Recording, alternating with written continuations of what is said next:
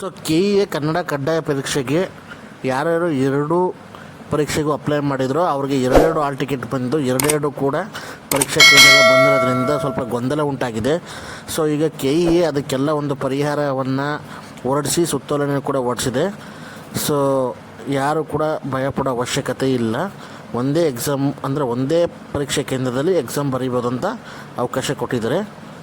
Exam ಬರೆದ್ಮೇಲೆ ಎರಡೂ hall ticket ಬಂದಿರೋರು exam ಬರೆದಿರೋದು ಮತ್ತು ಬರದೇ ಇರೋದು ಎರಡೂ ಆಲ್ ಟಿಕೆಟನ್ನು ತಗೊಂಡು KEAಗೆ ಖುದ್ದಾಗಿ ತಲುಪಿಸ್ಬೇಕು. ಇಲ್ಲಾಂದರೆ ಅಂಚೆ ಮೂಲಕ 5/10/2024 ಒಳಗಡೆ KEA ಒಳಗೆ ತಲುಪಿಸ್ಬೇಕು.